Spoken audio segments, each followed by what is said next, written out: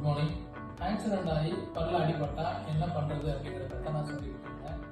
முதல் 2 வீடியோ என்ன சொல்லியிருந்தேன் அப்படின்னா, பல்ல அடிபடாம உதட்டல் அடிபட்டாலும் ஈரல் அடிபட்டாலும் என்ன பண்ணலாம்னு சொல்லியிருந்தேன். அடுத்த வீடியோல பல்ல லேசா அடிபட்டா என்ன மாதிரி சரி பண்ணலாம், இல்லை பல்லு நரம்பு வரைக்கும் அடிபட்டா என்ன மாதிரி சரி பண்ணலாம் அப்படிங்கிறத பற்றி சொல்லியிருந்தேன். இப்போ நான் என்ன சொல்ல போறேன் அப்படின்னா, பல்லோட வேர்ல ஃப்ராக்சர் ஆகிடுச்சு, இல்லை பல்லு மொத்தமா விழுந்துருச்சு அப்படின்னா என்ன மாதிரி அதை நம்ம ரீப்ளேஸ் பண்ணலாம் அப்படிங்கிறது. பல்லோட வேர்ல அடிபட்டுச்சு அப்படின்னா அந்த பல்லை எடுக்க தான் செய்யணும், வேற ஆப்ஷனே கிடையாது. அதை எடுத்துட்டு ரீப்ளேஸ் பண்றது 2 விதமா பண்ணலாம்.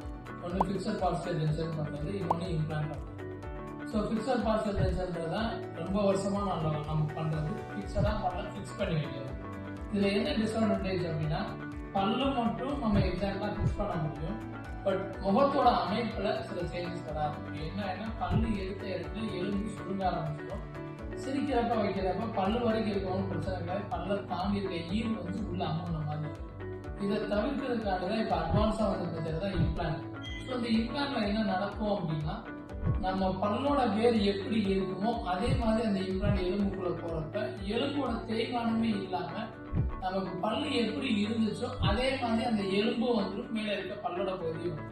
ஸோ பல்லு மொத்தமா விழுந்துருச்சு அப்படின்னா அதை ரீப்ளேஸ் பண்றதுக்கு பெஸ்ட் சொல்யூஷன் இப்ப இருக்கிறத பொறுத்த வரைக்கும் இம்ப்ளான்ட் போட்டு பல்லு வைக்கிறதா. ஸோ அந்த இம்ப்ளான்ட் போட்டு பல்லு வைக்கிறதுல வேற என்ன சில தொந்தரவு இருக்கு? பெரும்பாலும் மேக்ஸிமம் எந்த தொந்தரவுமே இருக்க போறதே கிடையாது. அதை கரெக்டான இடத்துல பிளேஸ் பண்ணி கரெக்டா டீத்தை ரீப்ளேஸ் பண்ணிட்டோம் அப்படின்னா நெச பல்லு மாதிரி அது இருக்கும். கடைசி வரைக்கும் அந்த பல்ல கரெக்டா நம்ம டாக்டர் ரெகுலரா செக் பண்ணி மெயின்டைன் பண்ணிக்கிட்டே இருந்தோம் அப்படின்னா அதுல எந்த தொந்தரவு வராமல் மெயின்டைன் பண்ணுவோம். தேங்க்யூ.